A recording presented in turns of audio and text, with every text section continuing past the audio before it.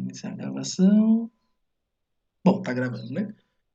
Então agora vamos dar continuidade à segunda parte do curso, que na verdade a gente vai mudar o assunto completamente de novo, né? Pra falar a verdade.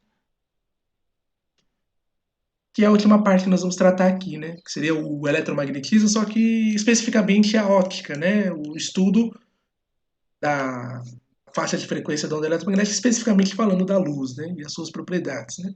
Então é legal a gente discutir isso, né? Que vai ser o nosso último tema que a gente vai abordar nessa segunda parte da aula de hoje e também na aula da semana que vem. E aí a gente finaliza o curso dia 4, né? É isso? 4 de fevereiro, a gente encerra o conteúdo, né? E aí dia 11 faz a avaliação final, né? Bem, então vamos lá, né?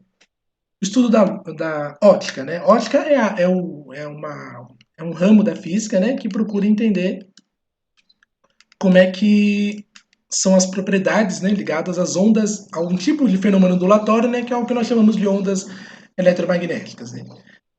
Em especial, né, levando em conta os instrumentos ópticos, né? Então seria observar, né, esses fenômenos baseados nos instrumentos ópticos que nós temos, seja eles artificiais, como a construção de um microscópio, por exemplo, lentes de aumento, espelhos, né? São instrumentos ópticos aí que têm diversas aplicabilidades, né? E bem como os instrumentos biológicos, né? Seja o olho humano, por exemplo, né? A maneira de perceber a luz, a chamada câmera escura, né? Que é o olho ele combina, né? Os propriedades que a gente chama de câmera escura, mais lentes, né, no caso, né, janela de abertura, né, de passagem de luz, né, que isso tudo influencia significativamente no processo de processamento de uma imagem, né. Só nós seres vivos, seja humanos, seja os outros diversas outras espécies animais, é que nós temos a capacidade de interpretar o que vemos, né. Então, nenhum instrumento artificial que a gente tem na natureza, que, que inventamos, né? Seja uma câmera filmadora, uma câmera de celular, as mais variadas que você possa pensar, esses equipamentos não sabem interpretar o que está vendo, né? Eles apenas são mecanismos que conseguem enxergar claro e escuro, como o nosso olho, por exemplo, enxerga. Fisicamente ele consegue captar essa luz, processa essa informação, converte em um sinal digital, por exemplo, a gente pensar nas câmeras digitais, é, e leva essa informação para um banco de dados que consegue depois decodificar essa informação e reproduzir numa tela, seja a tela do celular, seja televisão, reproduzir um vídeo e coisas do tipo. Mas todo esse processo, ele não é um processo interpretativo. Né?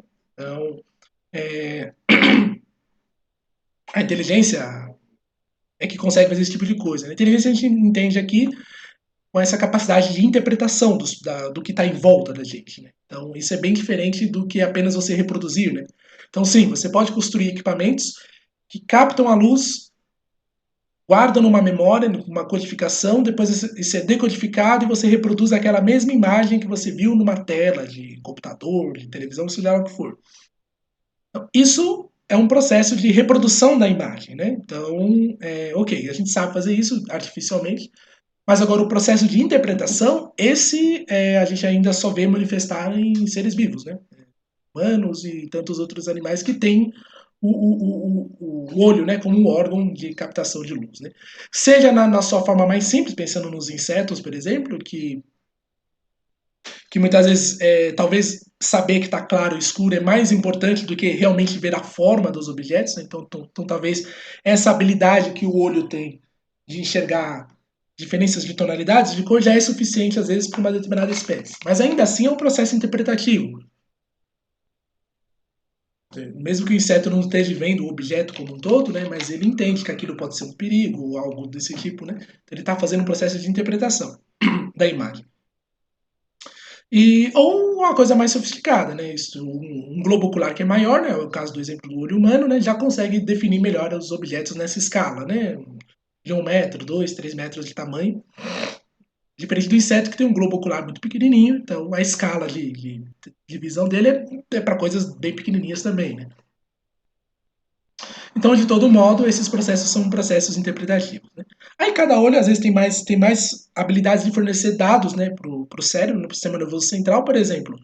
Tem olhos de animais que só conseguem enviar tonalidades de claro e escuro. Talvez a cor não é processada, por exemplo, né, da frequência, né, que tem a ver com a frequência da luz. Outros não, outros conseguem interpretar cor também. Então, cor, forma, né, e claro e escuro, né, são basicamente os três ingredientes aí que os olhos, assim, podem fornecer de dados para o cérebro. Mas, de toda forma, quem organiza tudo isso, em termos interpretativos, vai ser o sistema nervoso central correspondente. Né? Então, no exemplo de nós humanos, né, que a gente tem consciência da nossa da visão na gente, né, a gente consegue, em termos de interpretação, né, a gente só consegue interpretar o nosso caso. Né? Se eu falar, por exemplo, que tem aves que conseguem enxergar mais cores do que a gente, né? A gente só consegue especular isso, a gente não consegue imaginar como é, né? Porque teríamos que ter um mecanismo de interpretação dessas novas cores que nós não temos, por exemplo, né? Então, nós enxergamos desde o espectro do vermelho até o violeta. Então, a nossa tomada de consciência em termos de interpretação só é nessa faixa, né? Sabemos que há animais que enxergam mais cores porque é a questão de como ele absorve as informações, por exemplo. Né? Temos os estruturas cônicas, né, de cones, né, nas estruturas dos olhos, que consegue dizer pra gente, olha, o ser humano tem três tipos desses cones. Então, que eu enxerga vermelho, enxerga azul e enxerga verde. Né? Então, aí, combinando as combinações dessas três informações, vai produzindo tantas e tantos, né, mais de 1 milhão, vamos, de tonalidades de cores que a gente possa enxergar, mais ou menos, né? As aves sabemos que são muitas delas, né? Não sei quais são especificamente, né? Eu só li em linhas gerais, né? Nos livros de biologia. Tem quatro tipos desses cones, né? Então ele tem uma quarta cor, né? Que parece que é um amarelo, né?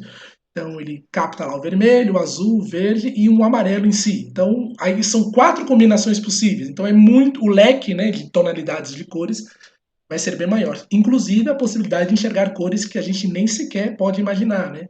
Em termos da nossa consciência do que o humano, né, pode interpretar por cores, né? Não sabemos, né? Teríamos que tentar entrar, né? E como entrar na mente do. É difícil, né? A gente imaginar coisas assim, porque a gente não conhece esse mecanismo, né? A gente não sabe como é o mecanismo de interpretação da imagem. Né? Nós conseguimos artificialmente reproduzir imagens, igual eu citei há pouco com câmeras filmadoras e tudo. Mas isso é muito longe de imaginar que é um processo interpretativo. O sistema nervoso. É tão sofisticada a questão da interpretação da imagem que o cérebro humano, por exemplo, dedica aí o quê? 25% da sua atividade é dedicado à interpretação da imagem, por exemplo. Né? Então, um quarto do cérebro está ali focado na hora que as informações dos olhos chegam ao nervo óptico, né? Ele vai ter que processar essa informação. A interpretação ela é bem sofisticada, né? Então, por exemplo, diferente de uma câmera filmadora, que eu posso filmar, por exemplo, um cubo em cima de uma mesa, uma caixa, por exemplo, eu filmo com a câmera uma vez. Aí ela vai gastando memória para armazenar aquela informação.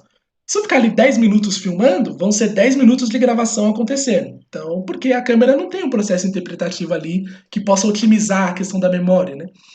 Eu ainda posso criar alguns softwares, pensando numa câmera digital, que quando fica uma imagem parada, ele para de gravar, por exemplo, né? Só quando ele percebe um movimento diferente, que é o exemplo das câmeras de vigilância, né?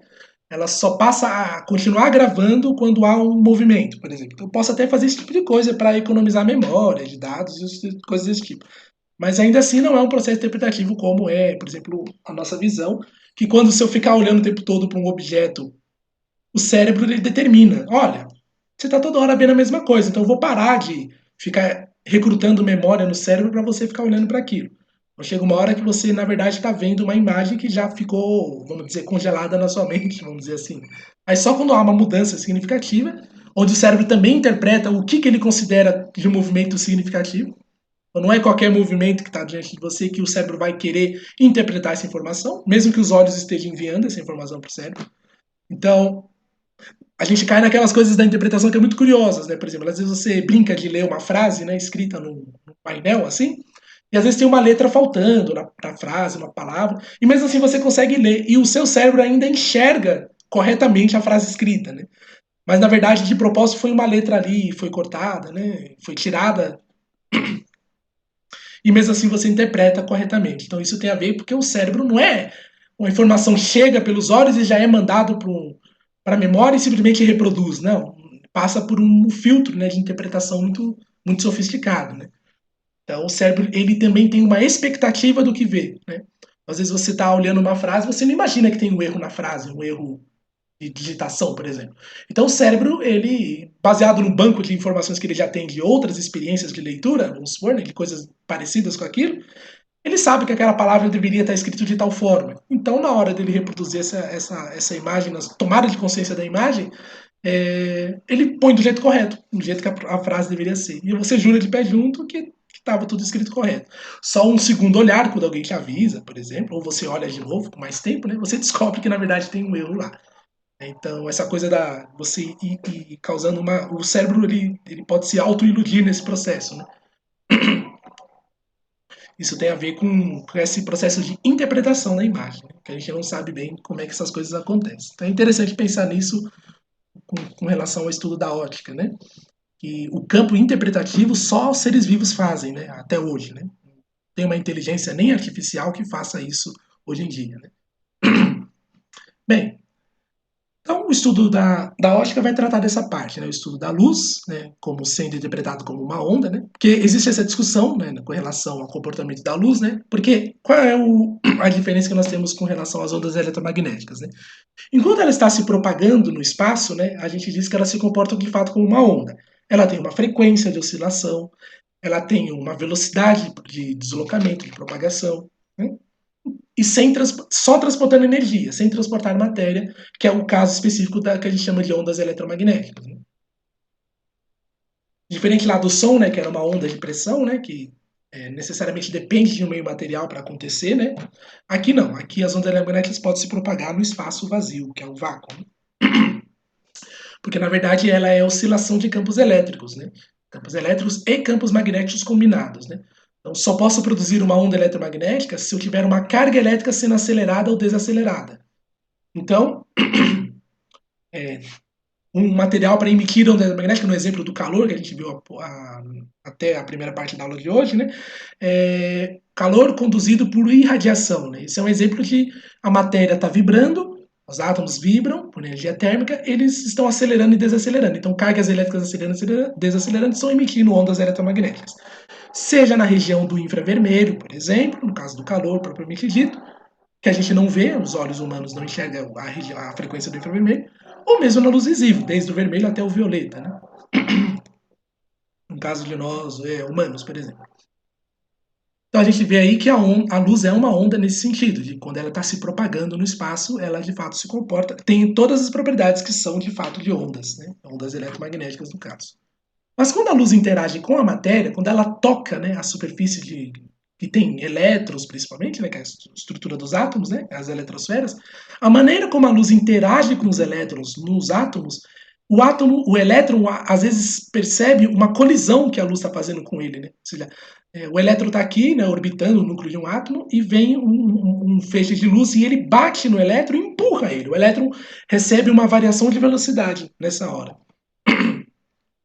E nós só podemos interpretar quem pode mudar a velocidade da matéria, né? O elétron ele é um corpo material, né? É quando há uma colisão, ou seja, um material, uma matéria colidindo com outra, né? Então isso força, né, a gente ter que construir também um modelo dizendo que a luz também pode se comportar como partícula, né? Porque ela pode transferir velocidade dela para o elétron, no caso, né? Então transmitir energia e causar no elétron uma variação de velocidade. Então a gente diz que a luz ela tem já a chamada dualidade onda-partícula. Tem situações que a gente diz que ela é uma partícula, tem situações que a gente diz que ela é uma onda. E, a grosso modo, quando a luz sofre o fenômeno de interferência é porque ela é uma onda com certeza. Porque fenômeno de interferência é exclusivo de ondas, seja ela mecânica, seja uma onda eletromagnética. Então, se a luz sofre fenômeno de interferência, então nessa hora ela é uma onda mesmo. Mas quando ela interage com a matéria, tem situações, tem cálculos matemáticos que eu tenho que usar, tem que explicar como se ela fosse uma partícula, que a gente chama de fóton, né? Então, quando você ouvir falar a expressão fóton, é como se fosse a partícula da luz, né? Ela não tem massa, então, mesmo que a luz se comporte como partícula, ela não tem massa, eu não posso botar numa balança e pesar. Ela tem propriedades ligadas a partículas, que é a capacidade de colidir, né? A capacidade de empurrar uma partícula, no exemplo do elétron, né? Macroscopicamente, a luz não é de empurrar os objetos, de uma maneira geral, mas microscopicamente, olhando para os elétrons sentem essas colisões que a luz vai fazer. Ao interagir com a matéria, a luz pode ter três comportamentos basicamente. Né? O material tem uma energia potencial que não deixa a luz atravessar ele. Então, toda a energia é absorvida pela estrutura do material. Então, a luz entraria no átomo, aí seria absorvido pelos elétrons que estão na eletrosfera ou pelos núcleos atômicos, né? Ali, da estrutura do átomo, e absorveria e essencialmente viraria vibração, viraria apenas energia térmica. Então, toda a luz virando um pouquinho de calor, né? Um pouquinho de energia térmica. Então, esse seria o fenômeno de absorção da luz pelo material. Né? Então, os materiais manifestam esse tipo de comportamento. Tem materiais que apresentam propriedades onde parte da energia luminosa que entra no material, ela é absorvida, virando, aí vira apenas calor mesmo, né? Só que uma parcela, o elétron, ele não manifesta em forma de energia térmica, ele continua vibrando e volta a produzir uma onda eletromagnética de novo. E ele manda, às vezes, ela no sentido oposto, de volta, né? Para o ambiente. Aí é o fato de você ver o objeto iluminado, é o objeto refletindo a onda eletromagnética que chegou até ele. Esse é o famoso fenômeno da reflexão. Então, a luz pode ser refletida pelos materiais. As reflexões podem acontecer nos mais diversos níveis. Né? Você pode ter uma reflexão total, que o material faz, que é o exemplo do espelho, né? Por exemplo. Então, toda a luz que chega, ele reflete 100% dela de volta. Então, aí você tem o fenômeno especular, né? Espelhado, né? E pode ser que seja parcialmente, pode ser que o material absorva determinadas frequências de luz e reflita outras, né? Uma parte é absorvida, uma parte é refletida. Então aí você vai ter na coloração dos objetos a partir desse momento, né?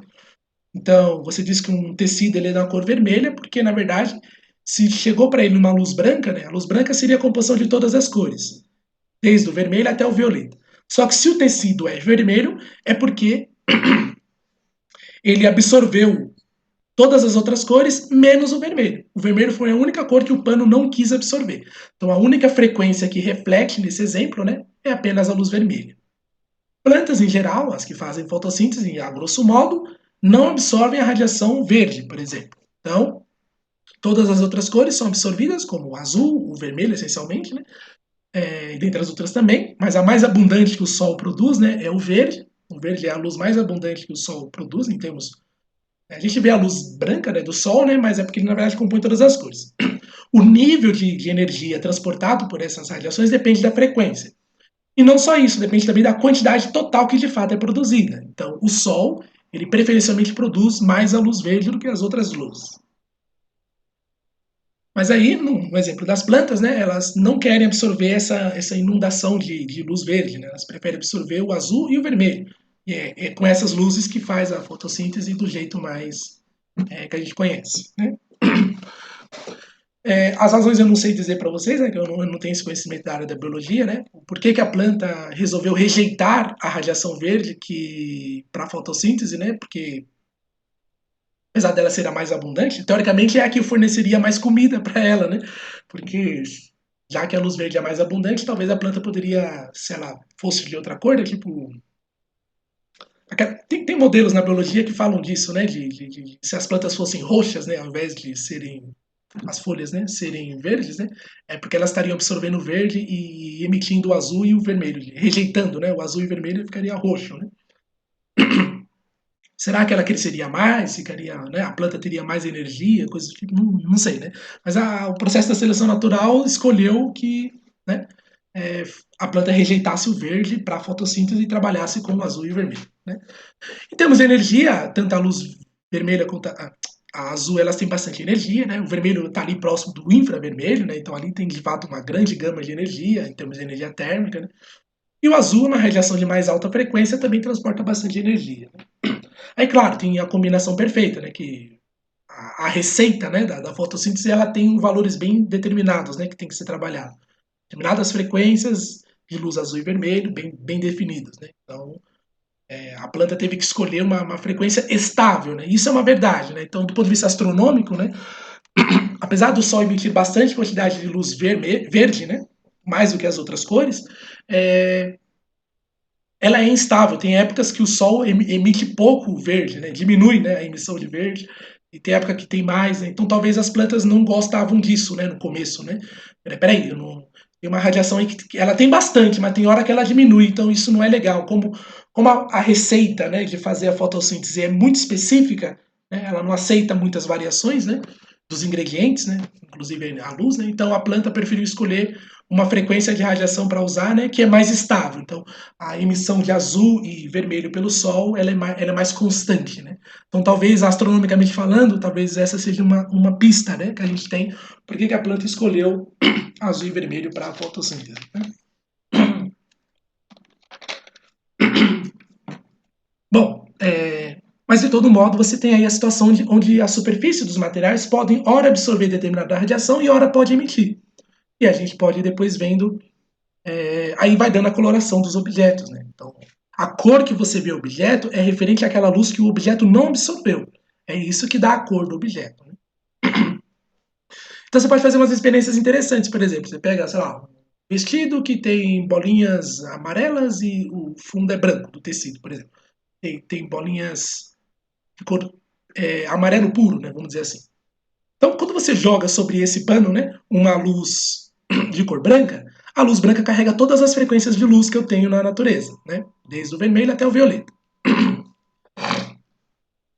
Bem, então esse tecido vai se apresentar para você de fato como um tecido branco de bolinhas amarelas, porque nessa luz branca tem todas as cores, então para refletir na parte que você chama de branco do tecido, ele rejeitou todas as cores, então desde o vermelho até o violeta foram refletidos, aí o seu cérebro interpreta isso como sendo branco.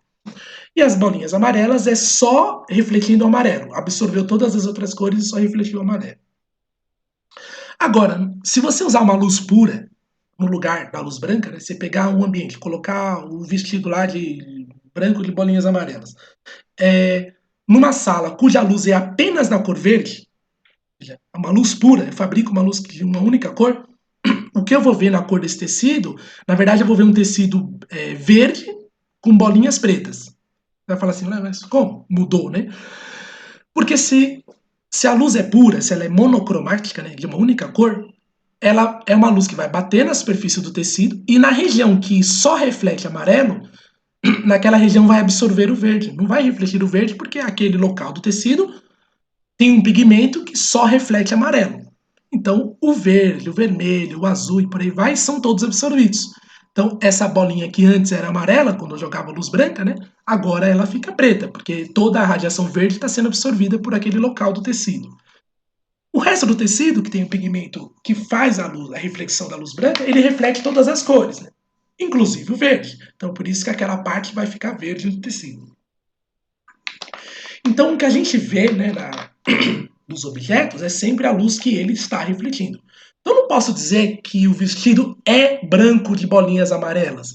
Eu tenho que dizer que, com as ondas eletromagnéticas que atingiram o tecido, ele resolveu refletir as formas de bolinhas amarelas e o resto branco. Então, a cor do objeto não é uma propriedade que só envolve o objeto, não depende só dos pigmentos que o tecido foi ali confeccionado, né?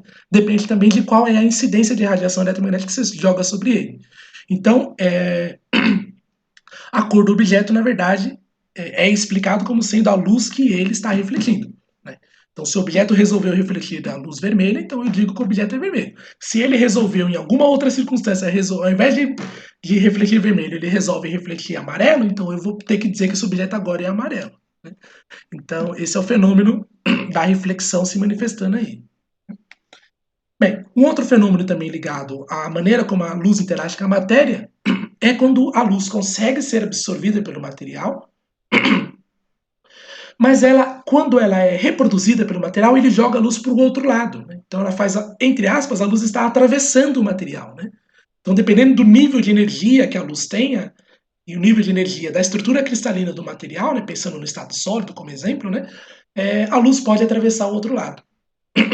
Ela sofre modificações, ela não é reproduzida do outro lado exatamente com a mesma frequência que ela entrou, mas as modificações são pequenas à vista a olho nu. Então dá para você chamar esse material de transparente nessa hora, né? Que é o exemplo do vidro, né? O vidro consegue reduzir a velocidade da luz lá de 300 mil km por segundo, quando ela se propaga no vácuo, né? Para 200 mil km por segundo. Né? Ela altera a velocidade da luz ao atravessar o vidro. Só que aí o vidro, ele apesar dessas alterações, ele consegue fazer a luz atravessar ele, e do outro lado ela recupera a velocidade de 300 mil km por segundo, no exemplo, porque se for, por exemplo, o vidro no vácuo, né, a luz vem 300 km por segundo, atravessa o vidro, que a velocidade cai, essa diminuição de velocidade é traduzida como sendo desvio da direção da luz, né? Então o ângulo de incidência da luz muda, né, sobre o vidro. Aí depois a luz, do outro lado, ela volta para o ângulo que ela estava de entrada. Aí isso dá o efeito, por exemplo, das lentes de aumento e diminuição da imagem, né? Porque você, alterando a direção que a luz está fazendo, o caminho, você também consegue mexer no tamanho da imagem, né? A resolução dela. Então são esses os fenômenos ligados à luz interagindo com a matéria. Ela pode atravessar a matéria, que é o fenômeno da refração acontecendo. Ela pode bater e voltar, que é o fenômeno de reflexão. E ela pode ser simplesmente absorvida e virando outra modalidade de energia, transmitindo principalmente na forma de energia térmica para o material. Mas na sua essência, a luz é assim, né? Em termos de propagação, ela tem a oscilação de um campo elétrico e a oscilação de um campo magnético acoplados um no outro, né? Do jeito que você está vendo aqui. E sempre formando esse ângulo de 90 graus entre a onda eletromagnética, a onda elétrica e a onda magnética. Por isso que nós chamamos de ondas eletromagnéticas nessa hora. Tá aqui, né, dando essa ideia, né? O campo elétrico numa direção, o campo magnético na outra, e a propagação dela nessa terceira dimensão aqui, né? Então, uma onda. Quando a luz interage com a matéria, ela se empacota, assim como se fosse uma partícula, né? Quando ela está interagindo com a matéria, aí nós dizemos que ela é um fóton, né? Como se fosse uma bolinha mesmo de luz, né? Então, interagindo com a matéria, temos esses dois fenômenos acontecendo, né? A chamada dualidade onda e partícula. Bem, em termos gerais, a gente já viu, né, desde lá quando estava estudando ondas sonoras, a gente viu que as propriedades das ondas é essa, né? Ela tem uma velocidade de propagação e isso depende do comprimento de onda e da frequência que ela tem, né? Então essa equação aqui ela é conhecida para qualquer tipo de onda, né, que está se propagando, seja ondas mecânicas, no exemplo da onda sonora, ou seja aqui no caso do exemplo de ondas eletromagnéticas. Então a velocidade depende do comprimento e frequência. Quanto maior a frequência, menor tem que ser o comprimento da onda eletromagnética. Porque a gente vai ver aqui, né, na aula de hoje, que a velocidade da luz, quando ela se propaga no vácuo, por exemplo, ela é sempre o mesmo valor. Inclusive é um princípio da natureza, né? De que a luz sempre caminha com a mesma velocidade no vácuo. Que é em torno aí de 300 mil quilômetros por segundo.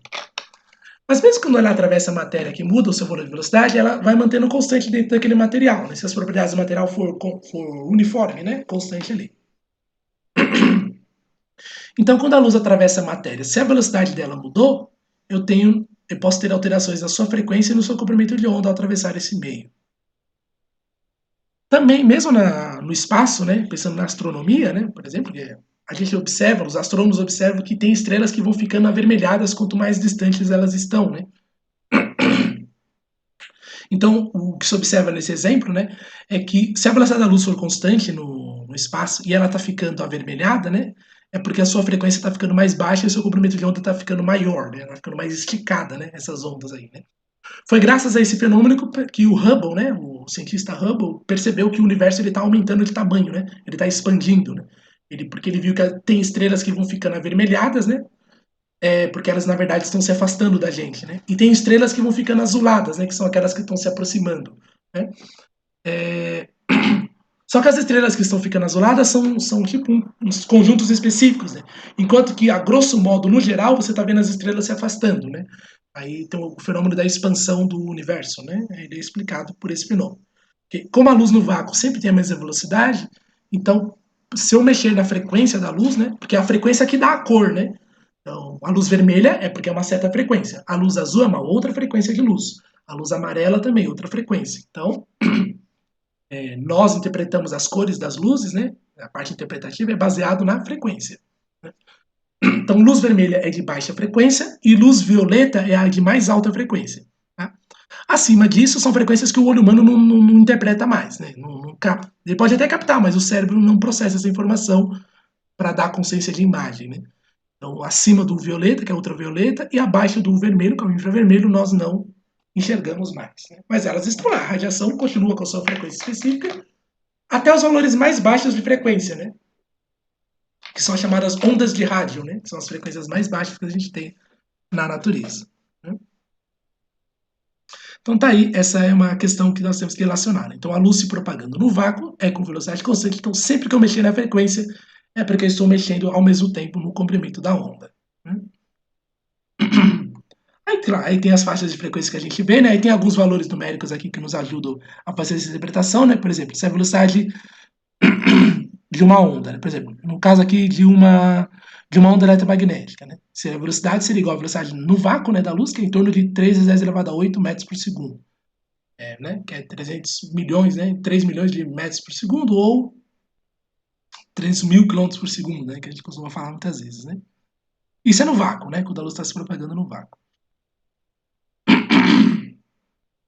Nada na natureza se desloca com maior velocidade do que esse valor, né? Toda a onda eletromagnética é a única que alcança tal velocidade, né? A matéria não consegue alcançar essa velocidade na natureza, né? Existem princípios na física que dizem que não dá para a matéria alcançar essa velocidade, porque sempre que a velocidade aumenta de um objeto, ele também aumenta a sua massa, né? Já que tem energia envolvida, né? Então, em altíssimas velocidades, né, as leis de Newton, né, elas têm que ter uma complementação, né, que é a teoria da relatividade, que o trabalho do Albert Einstein conseguiu fazer, né, essa interpretação de que, na verdade, o corpo sempre está em movimento, as parte da sua energia do movimento, na verdade, está se comportando como massa, né. Então, temos essa interpretação também. Para os fenômenos ópticos, né, é mais relevante apenas os aspectos ligados à interpretação de onda eletromagnética e o fóton quando está interagindo com a matéria, né? Mas, de todo modo, em termos de ondas, né, a gente tem aqui que as ondas podem ter baixas frequências, mas grandes comprimentos, como você está vendo aqui no lado esquerdo da figura, né? Ou a onda tem comprimentos pequenininhos, só que com grande frequência, né? Então, grande frequência de oscilação. Como a velocidade seria a mesma, pensando na luz no vácuo, né, se propagando, tem uma faixa de frequência que o olho humano consegue interpretar, que é desde o vermelho até o violeta, mas tem muito, a maior parte das frequências das ondas magnéticas, o olho humano não interpreta como imagem, para processamento de imagem depois, né? Mas elas existem e elas transportam energia, inclusive, e tem outros equipamentos que eu posso construir para detectar essas ondas. Então, aqui são os radiotelescópios que conseguem detectar as ondas de rádio, os telescópios de radiação gama, que são as radiações de maior frequência que nós temos. Essa radiação, inclusive, é produzida quando há decaimento radiativo, né? O núcleo dos átomos, quando eles são rompidos, né, na fissão nuclear, eles vibram, a vibração deles é tão grande que a onda eletromagnética que eles produzem é de altíssima frequência, que é chamada radiação gama, né, que está mencionada aqui, né. Tem um valor, tem uma certa onda eletromagnética que é muito comum ser produzida pela desaceleração de elétrons, né. Então tem equipamentos que é o equipamento de raio-x, né, que você consegue acelerar o elétron meio que a metade da velocidade da luz, né, que é bastante, né, para uma partícula, né, e depois ela é freada, né, e essa frenagem produz uma frequência de radiação que ficou conhecida aí na história como sendo os raios-x, né. Tem uma faixa de frequência que é logo acima da luz visível, né, que é a chamada ultravioleta. Né? Então aqui, inclusive, está os comprimentos de onda, né, correspondentes a essas frequências. Né? Então, comprimentos de onda na ordem de 10 a menos 12 metros, né, são comprimentos de onda que é a região chamada radiação gama. Né? O núcleo do átomo tem 10 a menos 15 metros de tamanho, né, até 10 a menos 18, né, que seria a menor parte da matéria. Né? Então, são frequências produzidas aí nessa ordem de escala. Né? Comprimentos de onda ainda na ordem de 10 elevado a menos 8 até 10 elevado a menos 12 metros é a região que a gente chama de raio-x, de comprimentos de onda.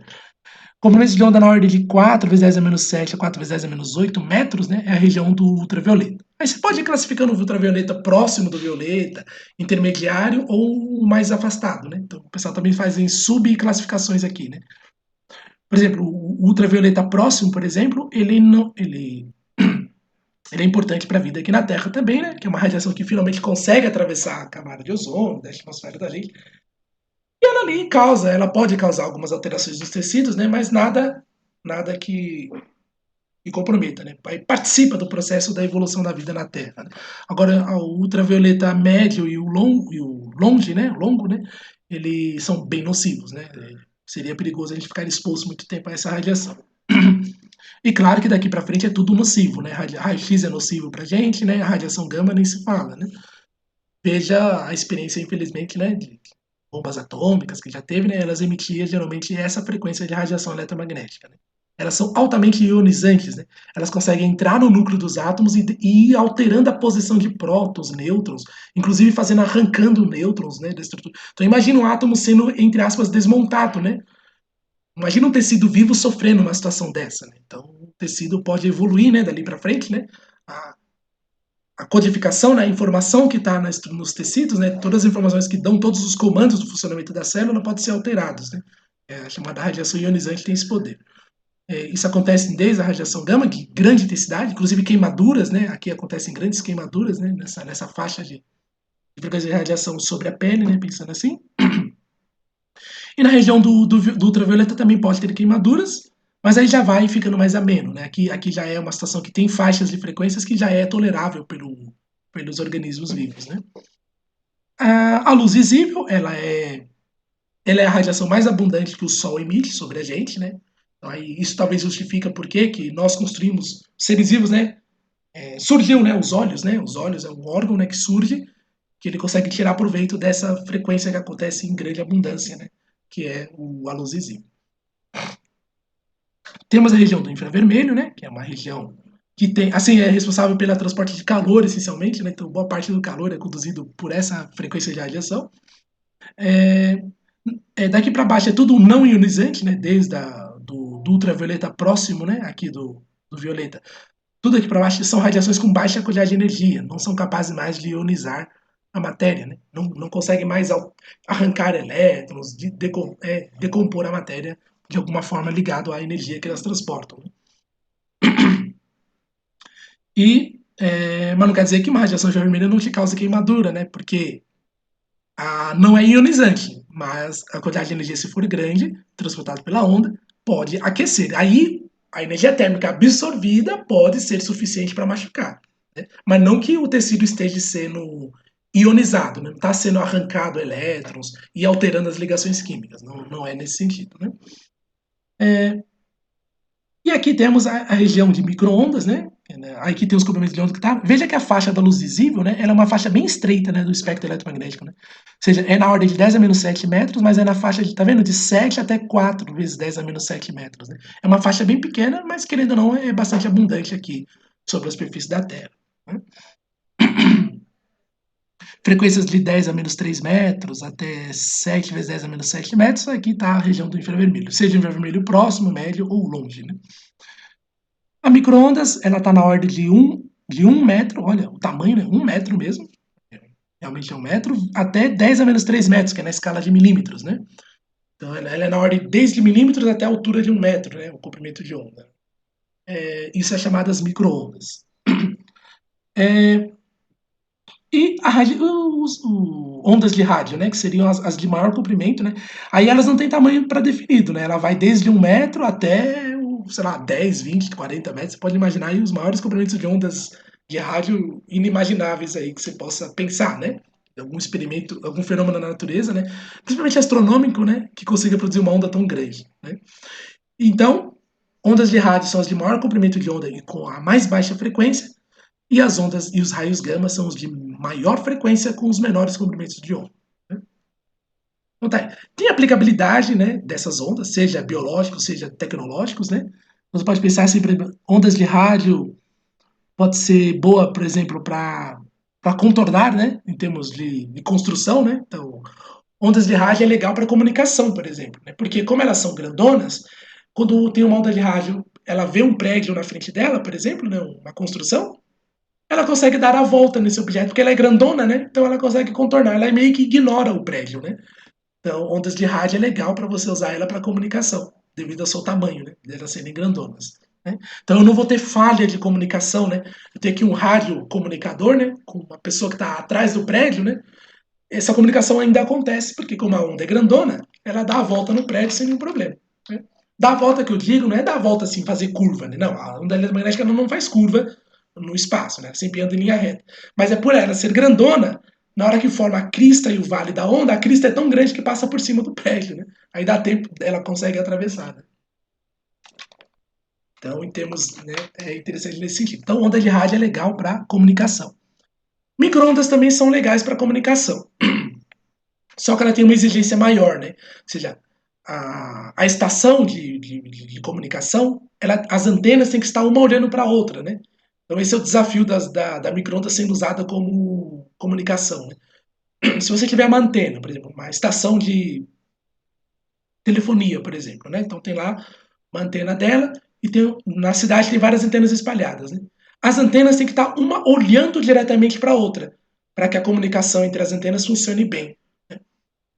É, é diferente das ondas de rádio, né? Que não importa se tem um obstáculo material no meio do caminho, elas conseguem ir passando sem nenhum problema. Só que o ruim das ondas de rádio é que ela tem baixa energia, porque energia está relacionada com a frequência. Quanto maior a frequência da onda eletromagnética, mais energia ela transporta. Quanto menos frequência, menos energia ela transporta. Então, a onda de rádio, ela pode, apesar dela ser grandona e atravessar os objetos com facilidade, mas ela tem pouca energia, então a chance de perda de energia ao longo do caminho de propagação é muito grande. Então as ondas de rádio podem se perder no meio do caminho, né, antes de chegar ao destino. As micro-ondas não, elas são ondas com maior frequência, então elas têm mais energia para transportar, elas conseguem ir mais longe. Só que elas encontram obstáculos maiores do que ela, então, ou próximo ao seu tamanho, então ela acaba sofrendo reflexões ali e também prejudicando a comunicação. Então,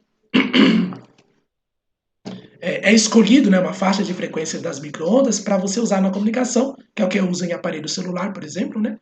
Porque o celular consegue ficar vendo, né, as antenas o tempo todo, né? Porque elas estão espalhadas pela cidade, né? E ela combina, né, sinais de várias antenas para ir dando, inclusive localização e coisas desse tipo, né? Para a comunicação se estabelecer.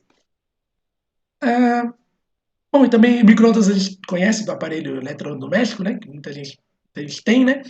Que é também a capacidade de transmitir, produzir, né, uma frequência que é exatamente igual à frequência de uma determinada substância. Né? Se você tem uma onda eletromagnética atravessando o material e as moléculas do material estão vibrando na mesma frequência que a onda eletromagnética, essa onda eletromagnética com certeza é absorvida por ele. Então, o fenômeno de absorção de ondas é porque a frequência da onda é igual à frequência do átomo de vibração. Quando isso acontece, o fenômeno de absorção está ocorrendo. Aí o átomo absorve aquela onda magnética, ela deixa de existir como onda eletromagnética e vira apenas energia térmica, que é a energia cinética média das moléculas ali vibrando. Então o material aqueceria, por exemplo, nessa hora. É o exemplo das micro-ondas usadas para aquecer a água. Né? Tem uma frequência específica que as moléculas de água vibram naturalmente, que é a sua frequência natural. As micro-ondas é a faixa de frequência que coincide com essa frequência natural de vibração da água. Então, por isso que são os micro-ondas usados para aquecer a água nesses equipamentos de micro-ondas. Né? Por que não é ondas de rádio? Porque a onda de rádio nunca tem a frequência natural da água. Se as ondas de rádio tivessem a frequência coincidisse, né, a frequência das ondas de rádio coincidisse com a frequência natural da água, ela que seria usada para aquecer a água, nesse exemplo desse equipamento. Mas a frequência que corresponde à frequência de oscilação natural das moléculas de água é a região do micro-ondas. Né? O micro-ondas recebe o nome dele baseado nisso. Não é qualquer frequência, existe um valor específico, que é o que o equipamento lá produz, né, no caso do aparelho.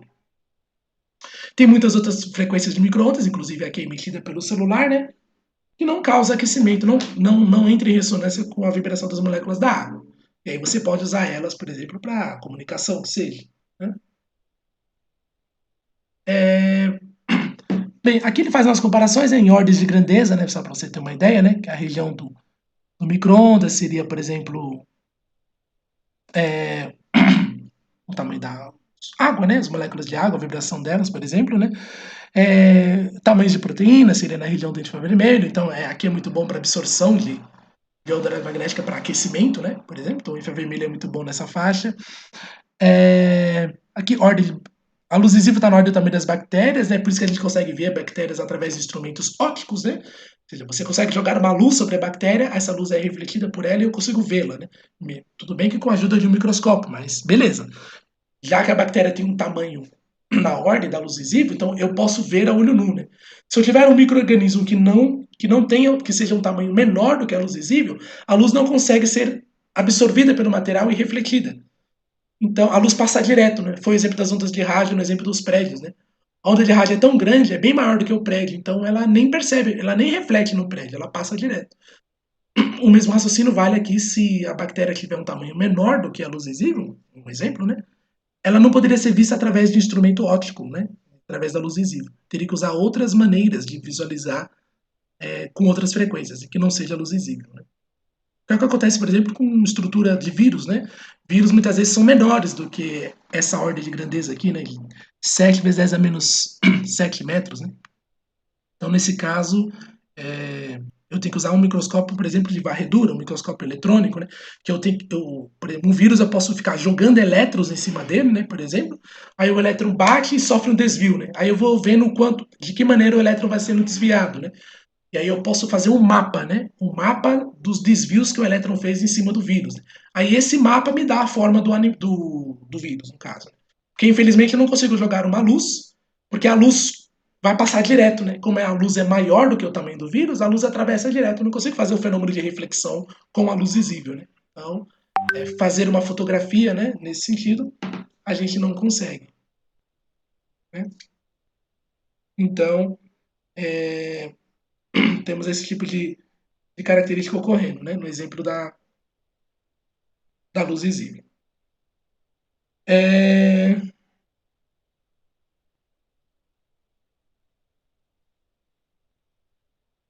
Então a gente tem, perdão, eu tive que dar uma olhada aqui na mensagem do celular, né? Acabei desviando a atenção, né? Então a gente tem aqui o seguinte: aqui dá uma ordem da grandeza dessas ondas. Então as ondas eletromagnéticas podem variar dos mais diferentes tamanhos, né? E aí você pode ter diferentes aplicabilidades sobre esses tipos de ondas, né? Mas é importante mostrar que em termos da biologia, né? A gente no máximo enxerga as bactérias através da luz visível, né? Abaixo disso a gente não enxerga mais, né? Então, por exemplo, um sonho do biólogo, né, é um dia ver, né, uma célula em funcionamento, né, e vendo as moléculas assim, vendo mesmo, né, andando, mudando, né, vendo como é que o DNA vai construindo as proteínas, né, como é que é de fato esse mecanismo, né. Tudo isso da microbiologia, né, esse conhecimento da microbiologia leva em conta o conhecimento da química, que também consegue fazer várias medidas indiretas, né, não só, né, a, processos na microbiologia, mas tudo isso que a gente vê das células, né, como é que é a biologia molecular, né, tudo isso é a partir de modelos, né, a gente não consegue fotografar mesmo. Né. Ela viva que eu falo, né, você pode sim colocar uma célula no microscópio eletrônico, por exemplo, e bombardear ele com elétrons para você fazer um mapa da célula. Aí você pode ver exatamente a forma certinha de uma organela, até inclusive a estrutura do DNA e tudo mais. Você pode enxergar essas estruturas com um microscópio de varredura. Só que não vivo, né? Porque se você bombardear a célula com elétrons, o elétron tem muita energia. Então o tecido morre, né? Ele não consegue manter a sua atividade biológica ativa, né? Nessa hora, né? Então os tecidos estão sempre morto, né? Quando você coloca no microscópio eletrônico, né? Ou, né? Os chamados microscópios que não é óptico, né? Que seria só você pôr. Porque, por exemplo, a bactéria você tem a chance de colocar ela sobre uma placa, né? Sobre uma emerge, né, a bactéria em alguma substância que destaca, né, deixa ela transparente, parte do tecido dela fica transparente, por exemplo, a membrana fica transparente, mas as organelas não. Então, esses truques você pode fazer no microscópio óptico, né, aquele que a luz bate e reflete, né, isso é legal. Já no microscópio eletrônico, você até faz essas coisas, mas com tecido já não vivo mais, né, então você não estaria vendo, né, as moléculas se movimentando pelas ações biológicas, né, tem esse tipo de situação. O pessoal tem construído nesses últimos anos, né, alguns microscópios que vai estar sendo chamado de nanoscópios, né, que ele consegue construir uma imagem da amostra, do objeto, sem ter que bombardear ela com elétrons, né, por exemplo, né. E isso é interessante porque talvez um dia a gente consiga sim fazer uma filmagem, mesmo que seja indireta, né, não vai ser uma filmagem direta, mas dá para traduzir depois em forma de imagem, né, de realmente uma célula em funcionamento pleno, né. Então, que seria assim, o pessoal está conseguindo construir uns eletrodos, né, que ele é extremamente sensível ao campo elétrico, né, do ambiente. Então são eletrodos que quando você aproxima ele de um átomo, né, ele sente a presença do campo elétrico dele e consegue dizer o formato desse átomo, né? Porque esse eletrodo eu posso ir deslocando ele no espaço, né, mudando a posição, e ele vai fazendo um mapa do campo elétrico que o átomo está emitindo. Então, se for bem sucedido esses tipos de microscópio, né, que o pessoal tem desenvolvido agora, eu falo, no último ano mesmo, né, nesses últimos 5 anos, né, na tecnologia, vai ser legal porque talvez a gente vai conseguir pegar uma célula viva, colocar nesse microscópio. E o eletrodo, ele não está filmando a célula, né, tirando foto dela, mas ele está mapeando o campo elétrico que ela está emitindo. E o campo elétrico que está sendo emitido vai tendo as suas diversas formas, né? Porque as moléculas estão em movimento dentro da célula viva, né? Então, tem molécula entrando na célula, tem molécula saindo pela membrana, tem fabricação de proteína acontecendo, então tem várias atividades biológicas ocorrendo ali. E pode ser que consiga ser traduzida, ter lido, né, essa informação através da variação do campo elétrico. Então, os biólogos podem aí sim sonhar um dia, talvez ter um filme, né, uma filmagem mesmo, de uma célula viva com todas as suas atividades biológicas ocorrendo, né? Aí talvez alguns primeiro confirmação dos modelos, né? Tá? Os modelos da bioquímica podem ser confirmados, né? Talvez alguma coisa ou outra não tenha que ser revisto, né? Nessa área. Então vai ser uma revolução no campo específico, né? Da microbiologia, né? Então vai ser interessante. Mas estamos longe ainda desses microscópios estar em funcionamento, mas vamos torcer que logo logo isso vai ocorrer, né? Um microscópio que lê o campo elétrico dos átomos, né? Aí não vou precisar mais ficar jogando elétrons ali para enxergar átomos menores do que os comprimentos de onda da luz visível, né?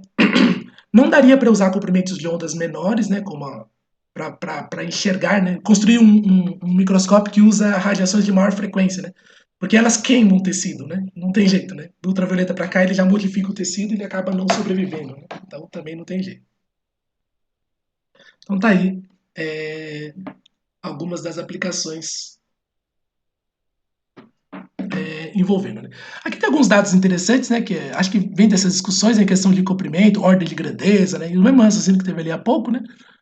Então, desde 10 a menos 15 metros de comprimento de onda, que são as de ondas de maior frequência, até as de menor comprimento, né? Aqui está a ordem do tamanho dos átomos, né? Átomos está na ordem de 10 a menos 11 metros, né? É, 10 a menos 10 metros, geralmente esse é o tamanho das eletrosferas dos átomos, né? O núcleo do átomo está em torno de 10 a menos 15, né? Nós temos essas faixas aí, né? E para esses comprimentos de onda, né, aí você tem aqui todo um mapeamento mais detalhado um pouco, né, do que aqui a ordem do núcleo dos átomos, aqui a radiação gama está nesses tamanhos, né, e os raios-x também. Então por isso que eles têm poder de ionização sobre os átomos, né. Vírus, por exemplo, né, e moléculas de uma maneira geral, né, elas estão nessa ordem de grandeza, né, que é na região do ultravioleta. Né? Vírus essencialmente são moléculas, né, sofisticadíssimas, né, comparado a tantas outras moléculas, mas não deixa de ser, né. Então está nessa ordem de grandeza aqui e nessa frequência. Bem, temos também as células de uma maneira geral, né, está nessa ordem, que é a região da luz visível, né, então por isso que a gente pode ver células a olho nu, sem nenhum problema. Olho nu não, né, porque elas são muito pequenininhas, né. Menor que 1 milímetro quadrado, o olho humano já não define forma, né. O olho humano tem esse limite, né. Uma superfície que é menor do que 1 milímetro quadrado, a olho nu você já não. Você sabe que tem alguma coisa lá, mas já começa a ficar borrado, né? Você começa a não definir mais. Aí o microscópio vai ajudar bastante nessa hora, né? Esses comprimentos de onda aqui, de micrometros, né? Até a ordem de. Tá na região tamanho dos insetos, né? Que ele está chamando a atenção aqui, até as ondas emitidas pela comunicação, né? Que são a televisão e as frequências de ondas de rádio, né? Então tá aí um aspecto que ele vai mostrando. Mas o importante chamar a atenção é que essencialmente a diagnética é uma coisa só, né? O que faz a diferença dela é a sua frequência e comprimento. E aí você pode ter aplicações tecnológicas e também biológicas do processo, e, em caso que a gente vai tendo nesse sentido, né? Aqui tem uma visão um pouco mais detalhada, né? Então, os raios gama, os raio-x, a ultravioleta, a luz visível, tá vendo que é uma faixa super estreita de frequências, né? Que dá desde o espectro do violeta até o vermelho, né? Que é a única região para nós humanos, né? A luz visível a gente possa enxergar. Tem animais que enxergam um espectro um pouco maior, os insetos conseguem caminhar aqui um pouco na região do infravermelho em termos de visão, visualizar, né? Então, Que cor será que o inseto está vendo? Né? Será alguma coisa a ver com vermelho ou será que é uma cor que a gente nem pode imaginar? Né? Então, é isso que é difícil no mundo da interpretação. Né? Nós só temos consciência do que é vermelho até o violeta. Qualquer coisa além disso ou menos que isso, teríamos que perguntar para pessoas que talvez tenham essa habilidade. Né? Talvez exista gente que tem, lembra aquela história dos cones na estrutura do olho, né? Então, pode ser que tem gente que tem um cone a mais, né? Ou pelo menos um cone modificado, né? Comparado com a média, né? Pensando em termos de média. Que ele talvez enxergue mais tons de cores, né? Talvez ele fale, ele mencione, né? Alguma cor muito diferente de todas as outras que são conhecidas pela maioria das pessoas, né? No caso. Então é interessante, né? Parece que tem gente assim, né? Não sei, nunca confirmei. Eu só vi em televisão, né? Teria que ver em livros, né, de biologia, né, para a gente confiar na informação, né. Bem, então tá aí, né. Em termos do comportamento das ondas, né, de uma maneira geral, em geral, né, as ondas podem oscilar de duas maneiras basicamente, né. São as ondas transversais e longitudinais, né. No exemplo das ondas sonoras, nós vimos que ela pode ser comparada dos dois jeitos, né. Você pode ter uma onda que na direção de oscilação é perpendicular à direção de deslocamento dela, as famosas ondas transversais. Foi o exemplo dos terremotos, né? Os terremotos são exemplos de produção de ondas, né? Ali mecânicas, né? Que é a vibração do solo, né? Que elas podem ser na mesma direção de oscilação, a propagação, ou transversal. Então, as chamadas ondas P e as ondas S, né? Na geologia, né? E aí o pessoal na geologia, inclusive, consegue localizar o epicentro, né? Onde surgiu, né? O terremoto, né? Interessante isso. Consegue mapear, porque a velocidade de propagação dessas ondas são diferentes, né? Então, você consegue calcular o intervalo de tempo de chegada delas, aí consegue estimar que lugar que aconteceu. E tem as ondas, essencialmente nas ondas eletromagnéticas, elas são apenas transversais.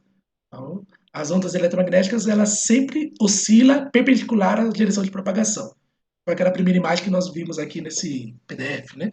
Que a onda elétrica oscila numa direção, a onda magnética é perpendicular, forma 90 graus, e o deslocamento é perpendicular às duas, né? Então ela se desloca sempre transversalmente. A oscilação é sempre transversal. Outra propriedade no caso, entendendo a luz como sendo uma onda, né? Entendendo a luz como sendo um corpo, né, uma propriedade corpuscular, né, nós dizemos que nós temos uma quantidade de energia, um quantum de energia.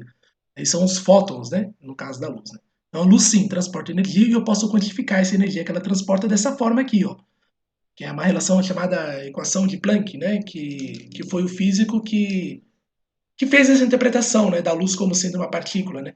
Não só ele, né, mas ele foi o pesquisador que conseguiu relacionar isso, né, matematicamente falando, né.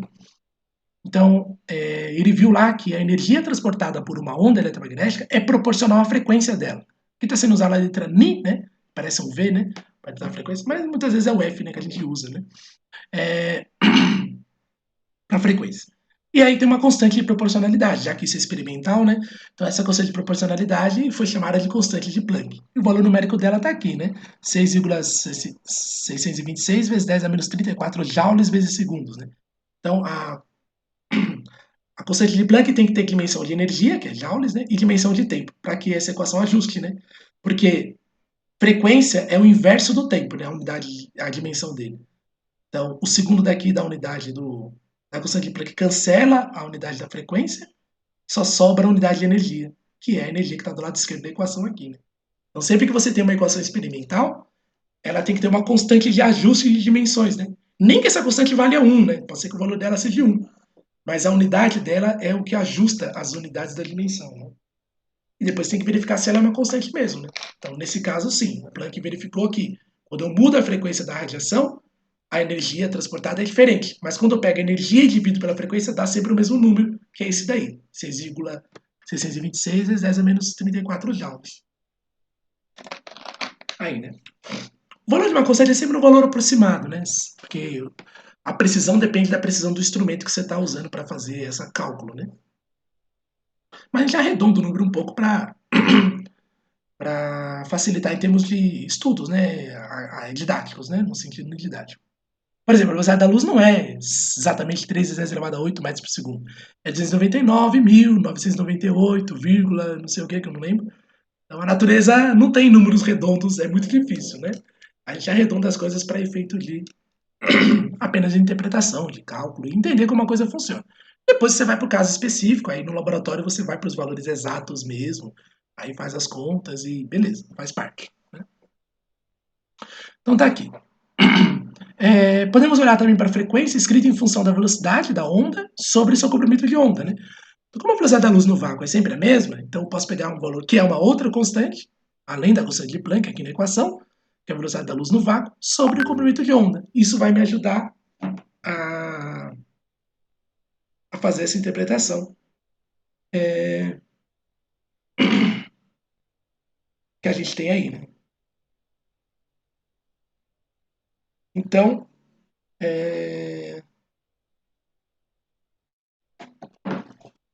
vamos lá, né? Vamos seguir esse raciocínio. Então, essa equação é o chamado quanto de energia, né? A quantidade de energia transportada pela onda eletromagnética.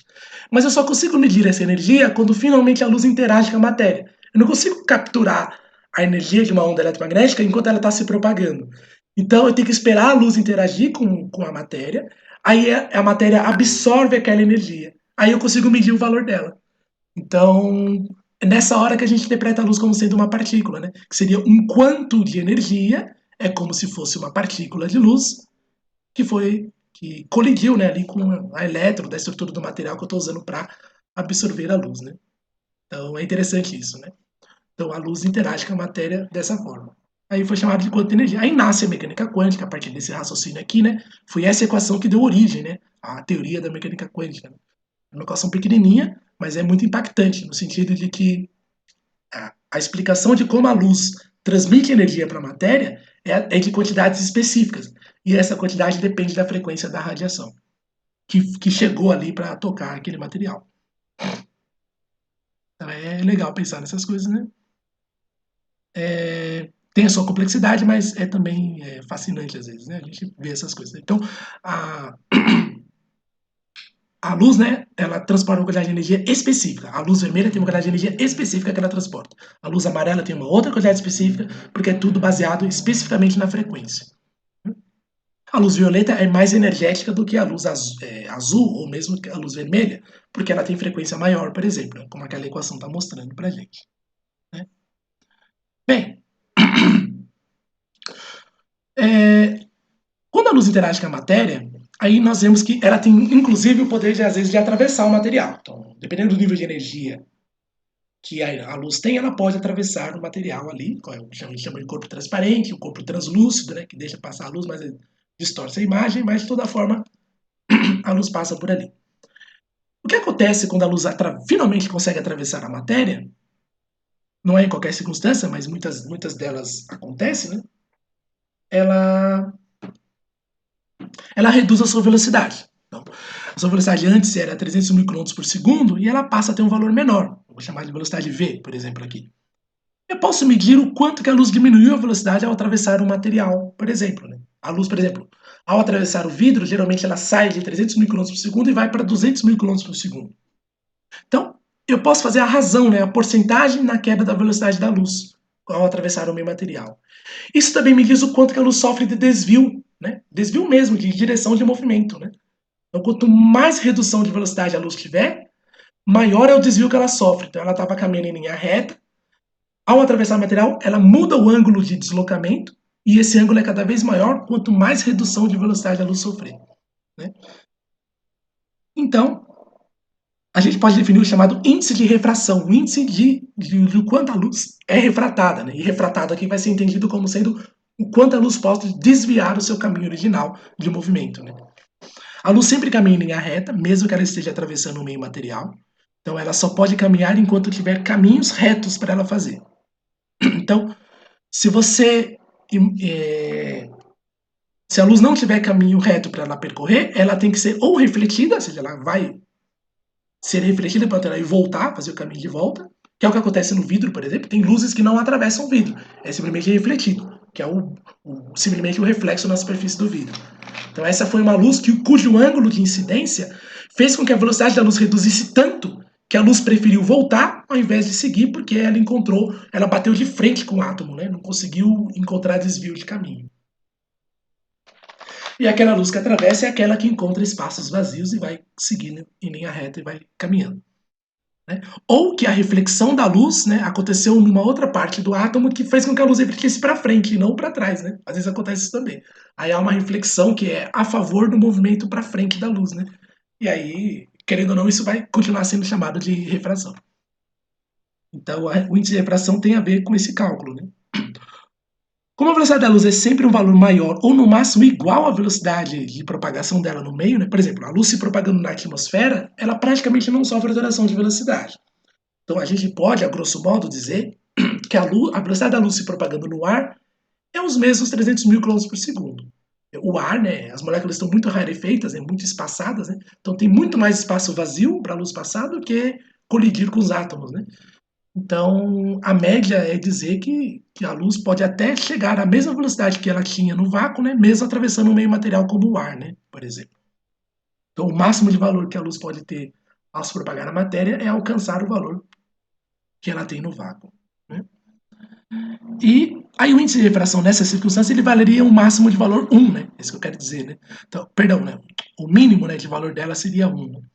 Então, que a velocidade, quando ela alcançar o valor C da luz, o maior valor vai ser 1, e todos os outros valores, sempre que o valor for menor, vai dando valores maiores aqui no índice de refração. Né? Então, no exemplo do vidro, né, se o vidro fez a luz ir para 200 mil km por segundo, então 300 mil dividido por 200 mil vai me dar o índice de refração daquele vidro, né? E vai me dizer o quanto que a luz é desviada nele, né? No caso seria 3 meios, né? 1,5 seria o valor nesse exemplo que eu estou dando, né? Mas aí tem cada vidro, cada material tem as suas propriedades específicas, né? Então, pensando aqui um exemplo, ó, o ar estando nas condições normais de temperatura e pressão, né? Que é o significado aqui, né? Que é 15 graus Celsius a média, né? Temperatura, ou, né? E a pressão valendo uma atmosfera, né? Então aí o ar, ele é praticamente transparente mesmo, né? Então ele 100% transparente, né? Então o índice de refração seria 1, a velocidade da luz no vácuo e atravessando o ar é praticamente a mesma coisa. Agora, quando vai para a água estando a 20 graus Celsius, aí o índice de refração dela é 1,33. Então a velocidade da luz já reduziu aqui 33 por cento do valor, né? Porque teve, né, um valor aqui aumentado, diminuído, né? Isso aqui é em torno também, né, do desvio que tem no olho humano, né? Por exemplo, a água que tem no olho, né, o cristalino também mantém mais ou menos esse mesmo índice de refração aqui, que da água, mesmo ela sendo salinizada, né, do cristalino, mas ainda assim preserva mais ou menos esse mesmo valor. A acetona, a substância acetona, né, etanona, né, especificamente falando, né, ou propanona, aquela que o pessoal usa doméstico, né, por exemplo, a 20 graus Celsius ela tem um índice de refração um pouquinho maior que a da água. Então ela desvia a luz um pouquinho mais do que a água, né? Reduz mais a velocidade da luz dentro dessa substância. Né? O etanol, o álcool, né, de uma maneira geral, também a 20 graus Celsius, ele desvia ainda um pouquinho mais, né? Um índice de refração um pouquinho maior ainda, comparado à água e, por exemplo, a acetona. Né? O desvio vai ficando bem significativo, né, pensando, por exemplo, no diamante. Né? Então, aqui o índice de refração é tão alto que muitas das luzes, né, que batem no diamante são refletidas, ao invés de serem refratadas, né, atravessar ele. Né? Aí dá aquele brilho característico do diamante, né? Por isso que pode ser usado como joia, né? Como ele apresenta um brilho ali característico que comercialmente tem o valor de joias, né? É, Mas na indústria, né, o interesse do diamante é mais pela sua dureza, né? As propriedades químicas da sua superfície, que é extremamente dura, ele pode ser usado como material de corte, né? Então, em termos de aplicação tecnológica, é muito interessante ele ser usado como material de corte, né? Para cortar outros materiais, devido à dureza. Bem, cristal de quartzo tem de refração aqui em torno de 1,55, né? Próximo da acetona aqui também, né? Ou do álcool, que seja. Da acetona, né? Tá mais perto da acetona aqui. Ele. Não, não, tá. Não é perto, não, né? Não dá para chamar de perto, que é 1,5, né? Que é 1,3. Não dá, não. Então, ele tem um índice de refração mais alto do que a água, né? Então desvia mais. O quartzo, em termos de aplicação, né? Em termos de joia, o pessoal não é muito de usar, mas em termos de aplicação tecnológica tem bastante aplicação interessante, né? Que quando você atravessa a corrente elétrica no quartzo, né? Ele consegue produzir pulsos elétricos, né? A energia é absorvida ela fica um tempo guardada e depois ele descarrega de uma vez, né? Ela guarda um tempo e descarrega de uma vez. Então você pode usar ele como um contador de tempo, né? Porque o tempo que ele leva para segurar a energia e depois descarregar é sempre no mesmo intervalo, né? Então ele serve como contador, né? Aí, por isso que os relógios são construídos baseados em cristal de quartzo, né? O cérebro, né? Vamos chamar assim, né, do relógio, né? Ele na verdade é um cristal de quartzo onde a fonte está alimentando com uma corrente elétrica constante, só que o cristal sempre leva um tempo para absorver a radiação, a, a, a onda elétrica, vamos dizer assim, né? E depois ele emite de uma vez, né? Aí produz um pulso elétrico, sempre no mesmo intervalo, que pode ser um segundo, por exemplo, né? A cada um segundo ele produz um pulso elétrico. Aí você constrói um relógio baseado em segundos, né? Por exemplo. É interessante. É, o olho humano, né? Aqui 1, ele deu o valor aqui, ó, para eu comparar, né? Que é um pouquinho maior do que a da água pura, né? Aqui é água pura, né? 1,33, que seria 1,424, que é o olho humano, é um cristalino, né? Estrutura cristalina. O humor vítreo, né, que é a substância que está dentro do olho também, aí esse sim, está próximo, bem próximo da água líquida, mas aqui é só porque tem presença de sais, né? Então, sais minerais na água, né, altera um pouco o seu índice de refração, porque, claro, você tem átomos diferentes ali no meio do caminho para a luz atravessar, então isso vai mexer um pouco no quanto a luz desvia, né, nesse material. Então, tá aí essas propriedades, né? Vamos ver aqui um exemplo, né, só para a gente fixar essa ideia, né? E eu também já vou dando encerramento na aula de hoje, né? Porque a voz já tá indo embora de vez, né? Vamos ver esse exemplo só para fixar essas ideias e a gente depois finaliza por esse ponto aqui, né? Então fala assim, né? Aqui. O comprimento de onda típico das micro-ondas, ele fala que é 3 centímetros. Ok. Da luz vermelha é 6.500 angstrom, né? Angstrom significa 10 a menos 10 metros, tá? Então é uma unidade dimensional, né? Então aqui está escrito 6.500 vezes 10 elevado a menos 10 metros, né? É o comprimento da luz vermelha, por exemplo.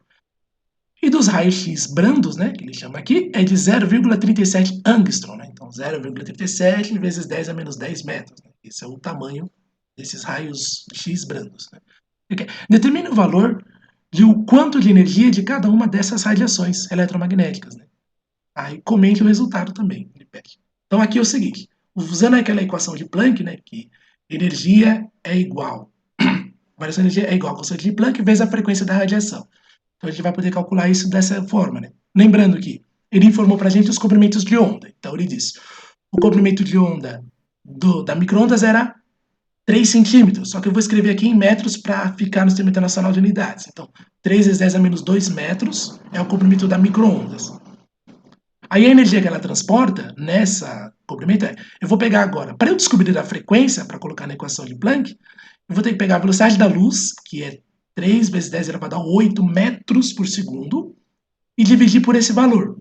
Aí eu vou ter a frequência da luz. Né? Da luz, né? Desculpa, da microondas aqui no caso. Aí, esse valor é que eu multiplico pela constante de Planck. Então, 6,62 vezes 10 a elevado a menos 34 joules seria a constante de Planck multiplicado pela velocidade da luz e dividido pelo comprimento de onda. Aí isso me dá, então, esse valor de energia aqui. 6,62 vezes 10 a menos 24 joules de energia.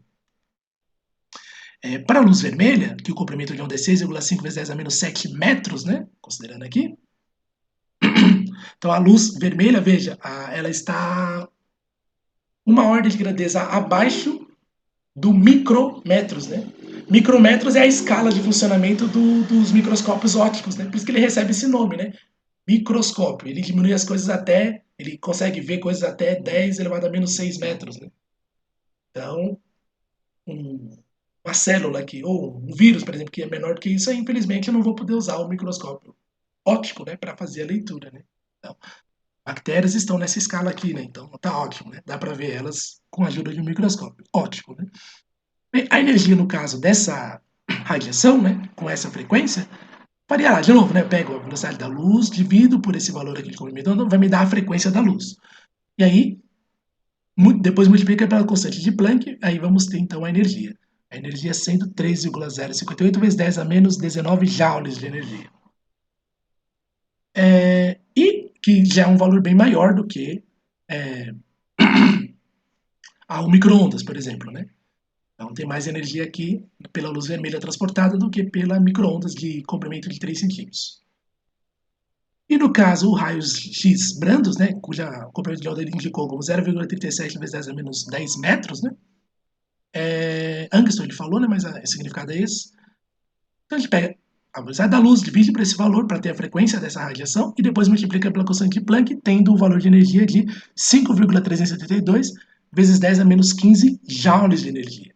Então é um valor não, 1000 vezes maior do que esse. Não, 10 mil vezes maior, né? Porque 10 a menos 15 aqui é 10 a menos 19, tá vendo? E daqui para cá também a ordem de grandeza é 100 mil vezes maior. Né? Então, a luz vermelha tem 100 mil vezes mais energia do que essa micro-ondas aqui. E no caso, o raio-x Brandos tem 10 mil vezes mais energia do que a luz vermelha. Né? Então dá para a gente interpretar dessa forma para atender o exercício. Né? Uma outra unidade de medida que o pessoal gosta de usar no mundo microscópico, né? Porque ficar toda hora com potências de 10 aqui, 10 a menos 10, 10 a menos 11, 10 a menos 15, em termos de notação é exaustivo, às vezes, fazer isso. Né? Então, você pode usar outras unidades, né, de medida. Então, tem a chamada unidade de energia utilizada, no caso, nas radiações eletromagnéticas, que é o chamado elétron-volt. Né? Então, o elétron-volt é a energia necessária para fazer um elétron caminhar 1 metro, submetido a uma diferença de potencial de 1 volts, né, por exemplo. Aí, esse valor é bem pequenininho, né? Porque 1 eletronvolt significaria 1,6 vezes 10 a menos 19 joules. Aí, como essa unidade, comparado com joules, é um valor bem pequenininho, então na hora de eu escrever, por exemplo, uma energia de 4,12 vezes 10 a menos 5 eletronvolts, por exemplo, né? Em termos dessas unidades, vai ficando com potência de 10, assim, melhores, né? Mais bem comportadas, né? Então aqui no exemplo, né? As micro-ondas, né, ele está dizendo aqui, aqueles mesmo valor lá, qual que era o número? Cadê aqui? Aqui, 6,62 vezes 10 a menos 24 joules. Isso é a mesma coisa que 4,12 vezes 10 a menos 5 eletronvolts, que é um valor menor de energia comparado à luz vermelha, que aqui está dando em eletronvolts 1,91 eletronvolts. Tá vendo? Não tem mais a potência de 10 para se preocupar, por exemplo, aqui na luz vermelha. Então, a unidade é só para ajudar nesse sentido, né? Que é um valor menor do que os raios-x próximos, né, brandos, né? Que é de 3,35 vezes 10 elevado a 4 eletronvolts. Então tá aí, né? Esse é um espectro que a gente tem, né? Aqui eu vou fazer a pausa na aula, porque a voz já subiu. Espero que semana que vem esteja normal, né? Vamos ver. Então, a gente tem um exemplo, né? De a energia transportada pela onda depende da frequência. Tá? Quanto maior a frequência, maior a energia que a onda transporta. Né? Quanto menor a frequência, aí, né? O contrário. Então, ondas de rádio com certeza transportam uma energia pequenininha, né? Então, mas aí, em termos de aplicação, né, de uso dessas ondas eletromagnéticas, aí as propriedades específicas dessas ondas vão ajudar você, onde você pode usar uma onda e outra. Né? Por exemplo, o olho, o olho de diversos animais, né, entenderam que, opa, se a região da luz vermelha até a frequência do violeta é a região mais abundante, eu posso usar isso como localização espacial, né, captando essa luz, né. Então, a visão dos animais, de maneira geral, trabalham nessa faixa de frequência aí. Tem uns que trabalham a frequência um pouco mais baixa, porque é específico dessa espécie, tem uns que trabalham a frequência até um pouco mais alta. Né? Então, temos todo esse leque aí também. Tá bom? Então por hoje é só, né? Deixa eu só, antes que a voz suma de vez, né? Interromper aqui a gravação.